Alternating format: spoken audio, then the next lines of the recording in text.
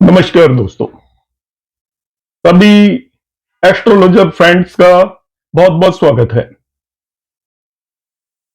आपने सुना होगा जब भी आपकी कुंडली के अंदर जुपिटर या गुरु जिस भी भाव में बैठता है उस भाव की हानि करता है और जिन भावों को एस्पेक्ट करता है, दृष्टि डालता है, उन भावों की वृद्धि करता है। इसका कारण क्या है? जुपिटर या गुरु आपकी कुंडली के अंदर आपकी बुद्धिमत्ता, आपके मान सम्मान, आपके नॉलेज ज्ञान और इन सभी चीजों का वेल्थ, इन सभी चीजों का प्रमुख कारक है।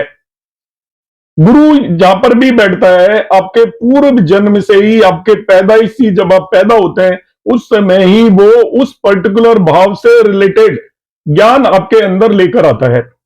जब किसी व्यक्ति के अंदर किसी चीज का ज्ञान जन्मजात होता है तो उस व्यक्ति को उस चीज के बारे में अपने मन के अंदर घमंड आ जाता है और घमंड पतन का कारण होता है। तो गुरु जिस भी भाव के अंदर बैठेगा उस भाव से रिलेटेड आपके मन के अंदर घमंड आ जाएगा। आप ऐसा महसूस करोगे कि ये चीज तो आपके पास बहुत आयत में है और किसी के पास है नहीं, तो आप उसको इग्नोर करना शुरू कर दोगे। अब जैसे ही उस भाव को इग्नोर करना शुरू करोगे उस भाव से रिलेटेड कारक आपको हानि पहुंचाएंगे या वो भाव आपके लिए नुकसानदायक हो जाएगा। मैं आपको एग्जांपल से समझाता हूं।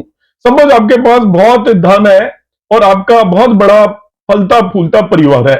गुरु आपके दूसरे भाव में बैठा हुआ है, इसका मतलब जन्म के समय से ही आप एक अच्छे खासे परिवार के अंदर पैदा हुए हो जिसके अंदर धन भी काफी मात्रा में है। अब आप क्या करोगे? बचपन से ही पैदा हुए हो, क्योंकि गुरु आपके दूसरे भाव के अंदर बैठा हुआ है। अब आपको ना ही तो धन की कद्र होगी ना ही परिवार की कद्र होगी, तो धीरे धीरे आप परिवार के रिश्तों को इग्नोर करना शुरू कर दोगे और धन को भी इग्नोर करना शुरू कर दोगे और ये आपके धन के और परिवार के लॉस, नुकसान का कारण बनेगा। इसलिए जुपिटर जिस भी भाव में बढ़ता है उससे रिलेटेड व्यक्ति को एक घमंड हो जाता है उस भाव का और उस भाव पर वो काम करना बंद कर देता है।